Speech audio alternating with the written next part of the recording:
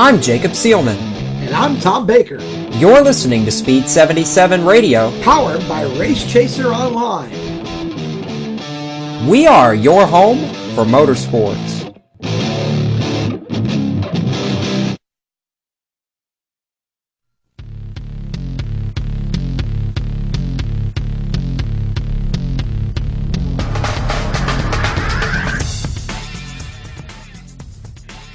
Hello, everyone, and welcome to tonight's Stock Car Steel SRI Supplies Motorsports Show.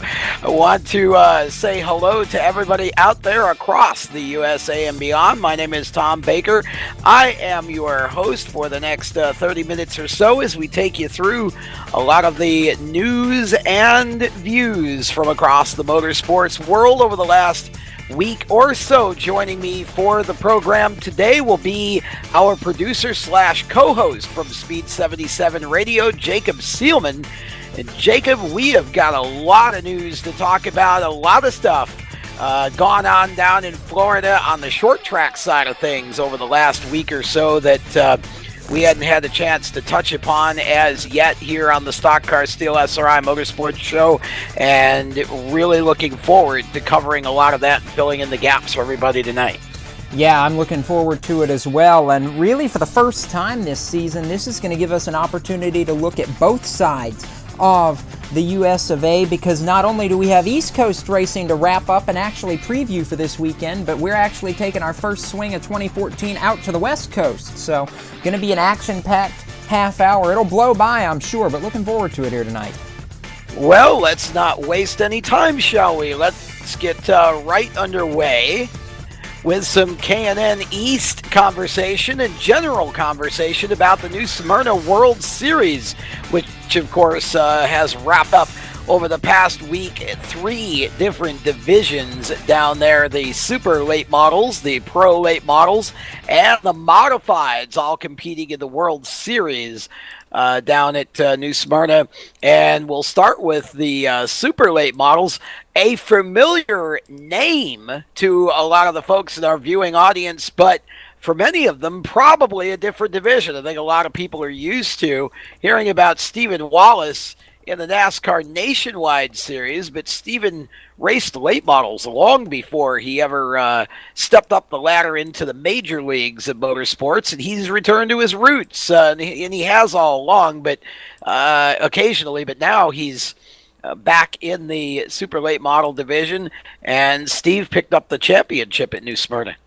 Yeah, he did, and boy, he had to work for it, too. It came really all the way down to the final night. He and Stephen Nasse just had a heck of a battle for that super late model title this year for the 48th Annual World Series of Stock Car Racing. Stephen Wallace actually accomplishing something that his father never did. His father, Rusty, never pulled off the New Smyrna Championship, even though he himself ran at New Smyrna for several years back in the day. But Stephen and Stephen, it was the Stephen and Stephen show, as the track announcers were calling it all week.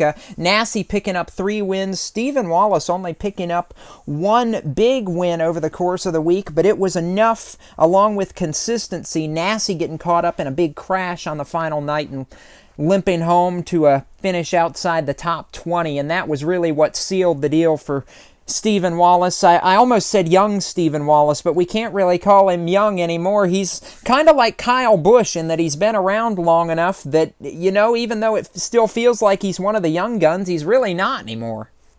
No, he's definitely not. He's a well-seasoned veteran in the super late models, especially in the late models, the NASCAR late models. Stephen has definitely had his share of success on the short tracks, and he showed it down at New Smyrna. And you talk about Stephen Nasse, and really kind of, I'm sure, a bit of a disappointment for Stephen that he didn't get the championship after such a good World Series and the wins that he had and the performances that he had. But, you know, just goes to show all it takes is just one piece of bad luck to take that championship away. But Stephen, who's basically a homestader from the state of Florida, had a really, really good series there. Yeah, he did, and he was so close, and even said it on that final night that he wanted to win it in a big way, and all but did that. Impressed the hometown crowd, won 3 out of the first 4 features. Just in the end, got caught up in some stuff not of his own making, really, is what took him out of it. An accident, like I said, on the final night of competition, and I believe a mechanical failure too also derailed one of his efforts. Just 2 really subpar finishes that you don't expect from this 18-year-old who's done almost everything there is to do in super late models. He really dominated some of the big events at New Smyrna Speedway last season, and Travis Cope, one of his competitors there from the state of Florida, has really taken over the crown, so to speak, at New Smyrna Speedway. Travis Cope getting the Triple Crown championship there for 3 of New Smyrna Speedway's biggest events. Nassie having so much success in some of those big races, but you know, the start to 2014 for him has almost seemed a little off kilter from the get-go. Not sure exactly what it is, just something that hasn't seemed quite right for Stephen Nassie since the drop of the green flag on 2014, but I know they are working really hard to try and get the kinks worked out of it early so that he can contend the rest of this season and down the stretch. Well, and he's a young man that I think has a real future in the business, too. He's just got an enormous amount of talent. He's a marketable young man, just a really, really super nice kid. Has had his share of rough patches over the last year or two with some health issues and such that cut his racing time a little bit shorter than he would have liked. He could drive the wheels off a car, and he showed that, and he's run with the best in super late model racing on several different tracks and in several different regions, Florida and up here in the Carolinas and so forth. So I think Stephen is definitely a young man with a bright future in the sport, and somebody that the fans ought to their eye on over the next 3 years as he continues to develop.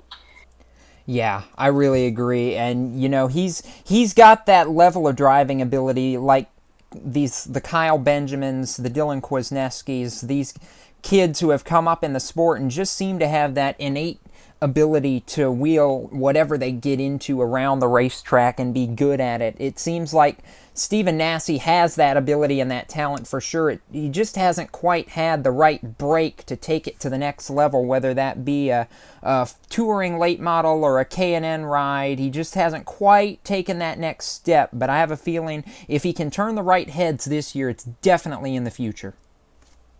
I would agree. And speaking of drivers of the future, how about Spencer Davis, who picked up the Pro Late Model Championship at New Smyrna? This is a young man who has not only has proven over and over his prowess in a Pro Late Model car, the ability to run up front, but also had the chance to get behind the wheel of a modified at the World Series this year and look good in that too. He ran 20 races over the course of 9 days at the World Series. Let's let that sink in. This young man competed in 3 divisions. He competed in the Super Late Models, the Pro Late Models, and the Tour Modifieds, and ran in 20 races over the course of 9 nights of racing. That is staggering, in my opinion, for a young man just 15, 16 years old. Had the most success in the Pro Late Model, picked up a win, big win, picked up the championship in that division as well. Didn't quite have the results he was looking for on the Super Late Model side or the modified side per se, but you can attribute the modified results to just learning the car. And everybody at Hillbilly Racing, that number 79 machine who we've seen run on the Wheel and Modified Tour for many a year, they were very impressed with how quickly Spencer was able to adapt to that race car. He picked up a couple of big top 10 finishes in that modified before the end of their course at the World Series. So he's been impressive. Again, another one of these kids that's good in whatever he gets behind the wheel in, but he just really tore up the Pro Late Model ranks over the last year or so. Hasn't gotten that elusive first win in the Super Late Model yet, but you just sense that Pro Late Model prowess does translate somewhat to the Supers, and you just feel like it's coming. He knows he can get there. He's been close, and he was close over the World Series, just didn't quite have that last little bit like he did on the pro side to ultimately get to victory lane and seal up the championship trophy.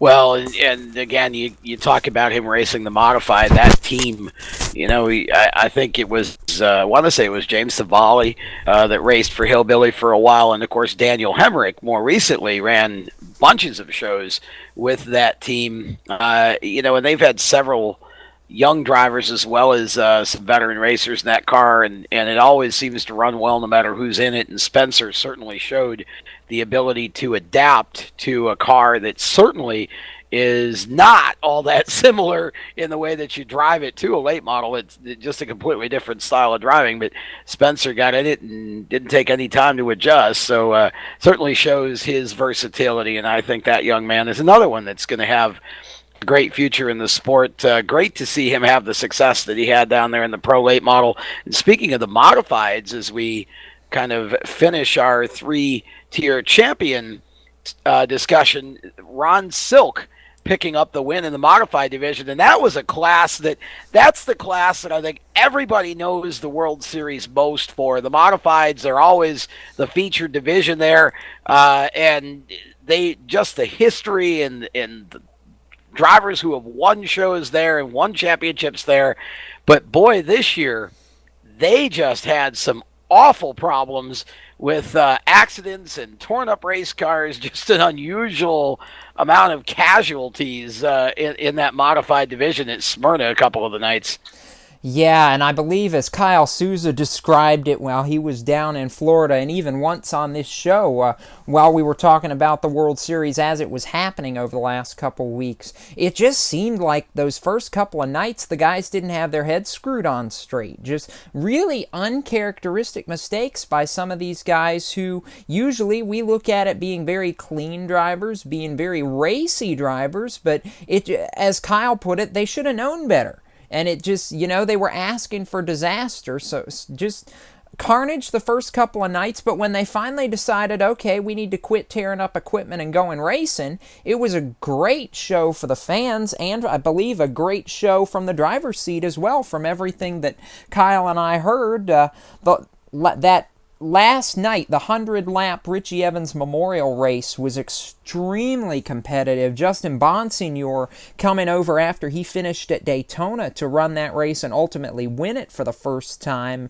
One of the most prestigious events on the World Series. And for anybody who wins the Evans Memorial for the first time, it's a moment that as a modified driver, it sticks with you for a long time. I know Justin was thrilled that he was able to pick up that big win, one of the most meaningful wins after the race, he said, of his career. But Bonsignor picking up the big win in the 100-lapper, Ron Silk, of course, winning the championship, and that despite the fact that he was disqualified after one of the shows for an illegal tire change. So you want to talk about how dominant Ron Silk was? He won basically on one less race than everybody else. Yeah, that was pretty amazing. He's certainly a competent race car driver and does a great job. Speaking of the 100-lappers, we'll talk about the late model side again. In the super late models, Kyle Benjamin getting it done. I don't think that's a great surprise, but certainly a great accomplishment for Kyle.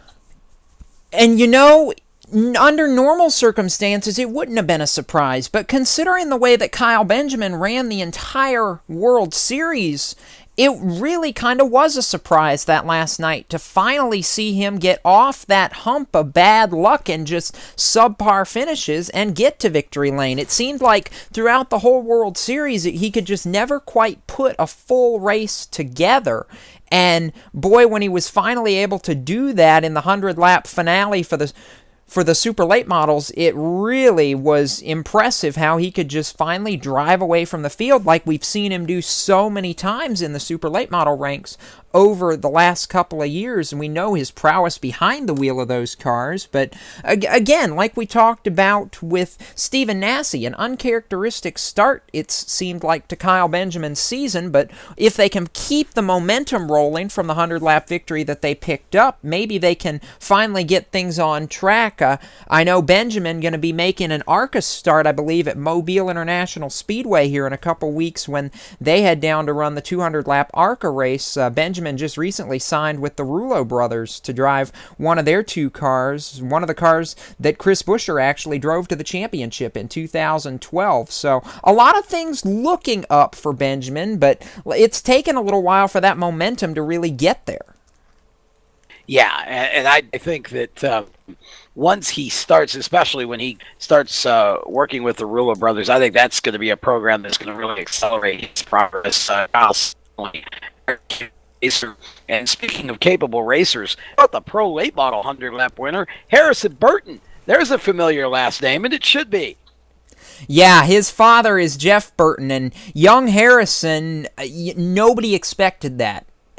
He ran well throughout the entire World Series, ran up in the top 10, at times peeking into the top 5, and he drives like his dad, real calm, real calculated, never going to make a move until he knows it's there and he's not going to rough too much of anybody up doing it, and that's exactly how he won the 100-lap race over Brad May in the Pro Late Model class. He took a move on the inside, but was not going to rough Brad up in order to get around him. He raced him clean, raced him hard, and it took him a few laps to get around him. But to take down a Pro Late Model veteran from the state of Florida like Brad May, who's had so much success at the World Series over the years, it really showed a lot of maturity out of young Harrison. And I feel like this season could well be a breakout one for the young man who's been touted as one of these guys like Chase Elliott that has the potential and the driving ability to go really far. Just because of his age, we really haven't seen a whole lot of it yet.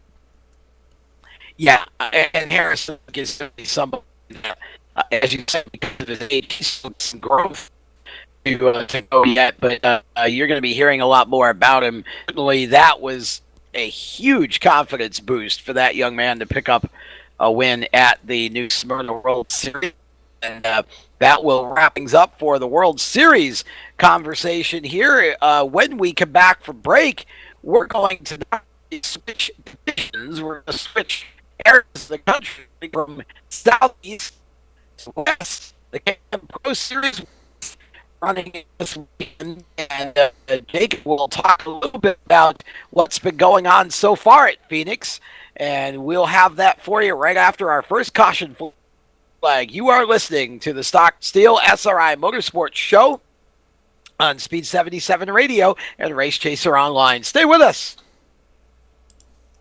For 17 years, Stock Car Steel has been a leading materials supplier to the racing industry. We're proud they're a motorsports content partner here at Race Chaser Online. The biggest names in NASCAR trust Stock Car Steel for raw materials such as carbon steel, chrome moly, DOM, aluminum, plastics, and much more. You can't build a race car without the basic materials, and Stock Car Steel is the place to get them. Don't forget to also visit Stock Car Steel's sister company, SRI Supplies, for racing and industry. SRI is the place to go for all your shop supply needs. Nuts, bolts, rivets, tapes, adhesives, cutting tools, chemicals, body shop supplies, paint shop supplies, lubricants, and more. A well-stocked race shop is a winning race shop, and the path to winning begins with 3 letters, SRI. For more information, visit stockcarsteel.com or SRI-supplies.com. Check them both out on Facebook or call them toll-free at 1-888-752-7272, 1-888-752-7272.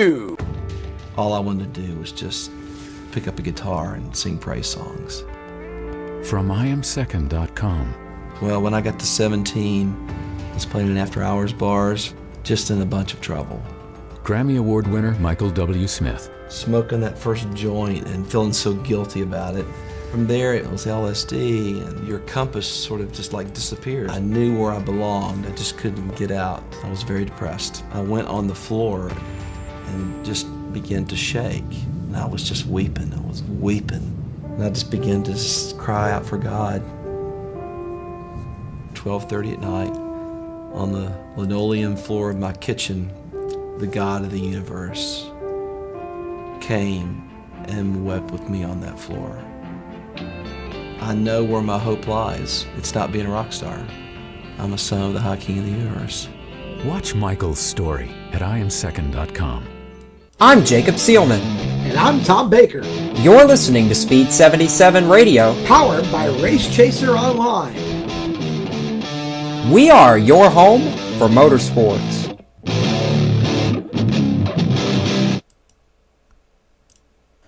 Welcome back to the Stock Car Steel SRI Motorsports Show here on Speed 77 Radio and RaceChaserOnline.com.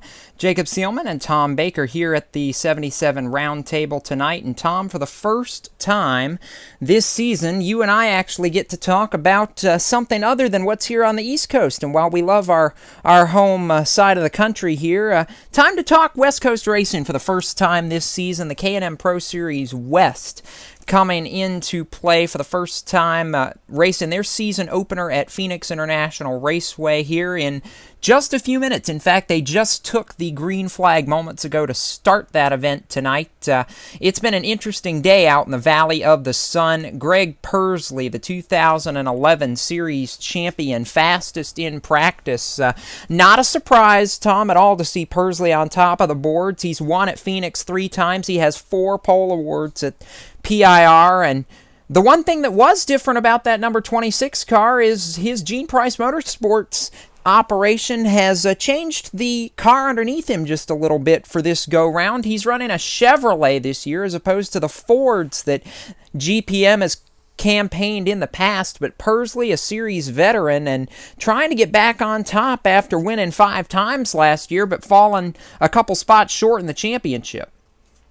Yeah, there again, another case of winning several of the battles, but not quite getting the war. And I'm sure that Pursley's going to be loaded for bear in this race to try and get an early win and establish himself as the guy to beat. I'll tell you what, Custer's awfully strong. I think any road to the flag is going to go for him.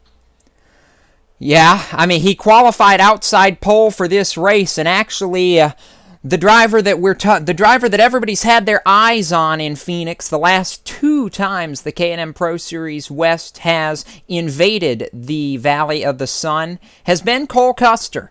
Custer, the son of Joe Custer, an executive over at Stewart-Haas Racing, and Cole, a 16-year-old out of California who is trying to make his mark on the K&N Pro Series East in 2014, but running a few West races as well. And we remember back to that race last November where Cole started on the pole, led the vast majority of that race, and then on the white flag got a helpful little tap from Greg Alding into turn 3 and ultimately finished 6th after leading all but the final lap. Custer back for revenge, and he kicked it off in a pretty big way. Actually won the 21 means 21 pole award this afternoon, presented by Coors Light for tonight's 75-lapper event, extended from 50 laps here a year ago. But Custer wins 2 poles in a row at Phoenix. He likes these flat tracks. He likes the high-speed tracks. We've seen him perform well whenever a NASCAR audience is on hand, and Custer looking for that victory that was within about 300 yards of his grasp a year ago. Yeah, that's why I say I think Custer's he's gonna make sure that he's the guy to beat. I think he's gonna do everything he can possibly do. You know, again, you got both Custer and Pursley with good reason to drive a little bit of a chip on the shoulder this evening. So that's going to be a great race. And I'll tell you, another driver to watch in this series is going to be James Bickford. He is just again another young man who not a lot of people outside of West Coasters have heard of. We just did a feature on him for Race Chaser Online and have interviewed him, and I know you really enjoyed talking to him, and you're really excited about the potential for this young man. Yeah, I really, really am. James, an outstanding young man, just 15 years old, but has gotten a shot this season in the K&N West Series without a lot of funding. Bob Bruncati has put a lot of faith in this young man, and with good reason. When Bickford came out I believe it was last November, to test a car for Bruncati at the Irwindale Speedway, which is reopening this season to play host to the K&N West Series after a couple years' absence. Bickford went out and within 5 laps laid down a lap that was about 7/100ths of a second off the all-time K&M Pro Series West track record, having never seen the track before. You don't think this kid is the real deal? He is definitely got the talent to make some noise this year. Obviously, as a rookie, I don't think the championship is in the cards. I just think there's too many guys who have run this series before and have had a lot of success in this series for Bickford to go out and shock the world and win the championship in his first year like Kyle Larson did in the East in 2012. But he can certainly make some noise and I think challenge for a win or two. And, you know, we were talking about that pedigree in motorsports. Any fans out there that might be wondering why I say that, he's the cousin of four-time NASCAR Sprint Cup champion, the Wonder Boy, Jeff Gordon. Not a bad family lineage there. No, not a bad family image at all. And James Bickford qualified 11th for this Phoenix race tonight. He's been solid over the course of the afternoon. Not fantastic, but again, just, you know, hanging around, learning, logging laps, doing what he needs to do. He starts on the inside for tonight's race, or started on the inside for tonight's race, which I think is going to be a big benefit. You know, you want to be on the inside as much as you can at Phoenix, and that's really the line where you can make a lot of passes. Maybe outside through the dog leg, we may see work a time or two tonight, but Bickford, I feel like he's going to be in contention and likely grab a top 10 tonight, but I don't see him contending for the win unless we get a accident or two somewhere along the lines here that takes out a couple of the top contenders. Like, I think the winner is going to come ultimately from that front row, either Cole Custer or Greg Pursley tonight. But like you said, I feel like Cole Custer really is out to prove that he should have won that race and was going to win that race a year ago, and I think he's out to actually come home with the trophy this time around. And Pro Series West racing in Phoenix tonight as part of the big race weekend there, Phoenix International Raceway, and looking forward to all of the exciting action coming from Phoenix, of course, weekend. NASCAR minor league and major league in action out west. We're going to take our second caution flag of the evening when we come back. Again, back to the East Coast and to another race that is coming up this weekend, the PASS All-Star Series, Late Model Series, making its season debut at the Greenville Pickens Speedway in South Carolina. So we're going to talk some PASS South and PASS Racing when we return. Stay with us. You are listening to the Stock Car Steel SRI Motorsports Show on Speed 77 Radio and Race Chaser Online.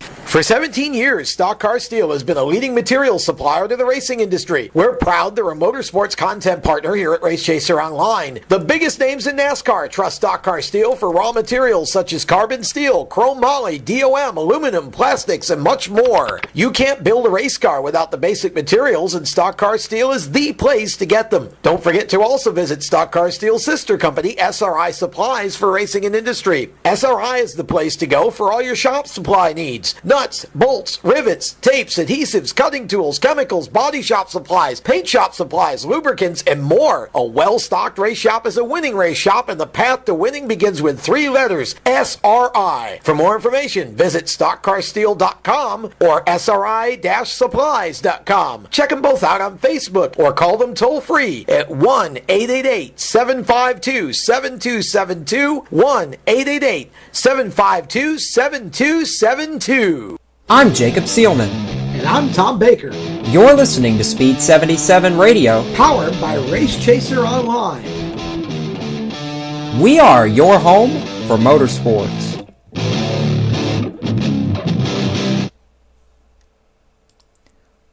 Welcome back one more time to the Stock Car Steel SRI Motorsports Show. Jacob Seelman, Tom Baker around the round table tonight, and we're getting ready to throw the checkered flag here in just a few minutes on tonight's fast-paced half hour of racing news and notes. And Tom, this weekend on the East Coast, we've got a little bit of racing going on as well. The PASS South Series and National Championship for the PASS late models gets underway this weekend with the Fox Carolina 150 at a very historic southeastern racetrack, Greenville Pickens Speedway.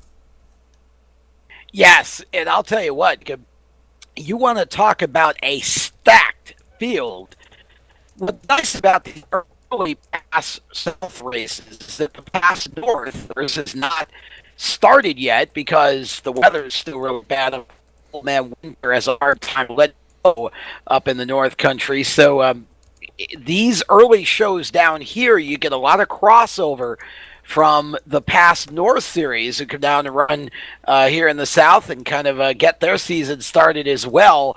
And so just taking a look at some of the drivers, former past national and past North champion Ben Rowe is entered. The 2013 past Pro Late Model champion Trevor Knowles is entered. Super Late Model Touring champions Daniel Hemrick and Travis Braden are entered. And of course, short track veteran Jay Fogelman, who has won 2 straight past championships, entered in this race. And I believe that Jay is actually for the first time going to not be driving for himself, but will be driving for Kyle Beatty Racing. He has a kind of a cooperative partnership with KBR. KBR runs Fogelman chassis, and he has a cooperative relationship with them. He is actually going to run a limited schedule in 2014. And KBR are going to handle the maintenance and all of that and take care of the equipment. Jay's going to drive for them. And then, of course, his shop is going to be preoccupied with his young son, Tate, who is also entered in this event. It should just be phenomenal. And, you know, some of the names you talk about, names that we talk about every single year in the past North and South ranks, you know, I don't know that you can pick a winner necessarily, or even a division for that matter, because of the level of talent you've got on both sides of the coin. You mentioned Ben Rowe and some of the heroes from the North that are coming down to run this race, because it is the first past national championship event of the year. Originally was going to be at New Smyrna before some problems befell that event, but you've got your Ben Rowes, your Daniel Hemricks. I find it really interesting that Travis Braden is entered in this event. We saw him just tear up the ARCA CRA Super Series ranks a year ago en route to that championship. Braden, certainly a talented in the Midwest. It'll be really interesting to see what he can do. Daniel Hemrick, of course, won the Southern Super Series championship last year by a single point. If I had to pick a favorite, I'd have to go with Hemrick just because he knows these Carolina area racetracks better than just about anybody else. But, you know, 150 laps, especially around a bull ring like Greenville Pickens, there's gonna be beating, there's gonna be banging, it's gonna get wild, and you just never know. We could even go so far as to potentially see a bump and run on the last lap. I think it's gonna be exciting, and I'm going with Hemrick, but you know, it's not a guarantee by any means with just the talent in this field. Well, Cassius Clark from the North also entered, and he won the first ever Pass South race held at those tracks in 2007. Actually took home the first past national title, which that championship, again, that last race held at Greenville. So I think Cassius has a good shot to win this event. But of course, we got Anthony Anders, who was the a Greenville track champion. Goodness gracious, you got Tyler Church has entered. Jared Irvin is going to be running. Randy Gentry is going to Joey Doran from the North, Jimmy Doyle, Jody Meismer, John Batten, Brandon Setzer, Matt Daly. I mean, the list goes on and on. This is going to really be a huge show on Saturday at the Greenville Pickens Speedway in South Carolina. And, of course, we'll have all of the wrap-up and news and notes and all on that on Monday night's Motorsports Madness show here on Speed 17 Radio Race Online, and looking forward to seeing how that turns out. That is going to be a huge event. Yeah, again, it really is. Jared Irvin going to run a full Pass South schedule this year, and that's another name. You know, we talk about all these second and third generation drivers over the last couple of seasons that have just really started to come into their own. Jared's another one of them that has stepped up into the late model ranks, and I see him doing... I see him maybe turning a few heads this weekend, not not necessarily contending for a win, but a solid top 5, top 10 day, I don't think would be out of the question at all. I do want to ask you, Tom, any word, is Jeremy Burns on the entry list? He's another one of those Greenville track champions who will show up on some of these one-off events if a team needs maybe a local driver or something to step in. He almost won the K&N Pro Series East race here last spring at Greenville Pickens. Is Burns on the entry list this year? Well, I don't see him on the entry list I'm looking at, but that doesn't mean he won't run. I don't know if this is the most complete entry list or not, but certainly a name that would be an interesting addition to this already started field. And oh, by the way, 50 laps for the Pro late models also on the card. And we've got 75 laps for the Southeast Super Trucks as well. And if any of you listening to the show, if you would like to watch this event, go to ProAllStarSeries.com. ProAllStarSeries.com. That is the Pass Tours official website. Pass TV will be making its debut. You can purchase the online streaming live event. It's $29.95, and have a multi-camera online live stream set up so you can watch Saturday's racing if you wish. So if you can't make it to the track but you want to see this event, be a great race to watch, go to ProAllStarSeries.com and just look for their preview info, and it gets you all set up. So, gosh, Jacob, how fast does a half an hour go? I think we might be just a touch overtime again, not upping at all. But a lot of stuff having gone on at the World Series, stuff going on right now with the K&N West at Phoenix. Of course, the late model super late hitting their start this coming weekend here in the Carolinas. So here we go. It's time to go racing for the 2014 season. Let's hope we can get the old man winner to get his butt out of North Country and let them get started on time here in another month. But at least we're getting things kicked off in the South and West. Exactly, very true. And how about this for an instant update before we close the show tonight? There will not be a back-to-back winner at the Phoenix International Raceway this year. 3 laps into tonight's K&N West race, Gray Galding's engine expired. Reports from the racetrack said they threw something out of the bottom of that engine block and it went up in a huge cloud of smoke. So Galding not going to be able to repeat. As of right now, Cole Custer holding steady in the lead, but we are not anywhere close to 75 laps yet. So it's going to be interesting to see how that wraps up. But for now, that's going to do it for tonight's edition of the Stock Car Steel SRI Motorsports Show here on Speed 77 Radio and Race Chaser Online. For Tom Baker and Kyle Souza, who is conspicuously absent tonight, we hope Kyle will be back with us next Thursday. I am Jacob Seelman, inviting you to check out StockCarSteel.com and SRI-supplies.com for all your shop supply and racing needs. You can catch us back on the air on Monday night at 7 p.m. Eastern for Motorsports Madness, where we'll break down an exciting NASCAR weekend in Phoenix. We'll talk about the pass opener from Greenville Pickens. We'll talk about the K&N Pro Series. We'll talk a little bit of everything. It gets wild. It gets crazy. We throw around flags from the flag stand. You know, it's just an hour of news, wacky views, and opinions from our entire cast of characters. Catch us 7 p.m. Eastern, 4 p.m. Pacific for the madness, and we'll be back 2 weeks from tonight. Next week, there will not be a Stock Car Steel SRI Motorsports show, but you can catch us back on the air in 2 weeks' time for the Stock Car Steel SRI Motorsports show at 7 p.m. Eastern, right here on Speed 77 Radio and Race Chaser Online. So, race fans, that's it. And I invite you, as you go to enjoy whatever racing you might be at this weekend, to keep it off the wall until we meet again, and have a safe racing weekend, folks. Until next time, so long.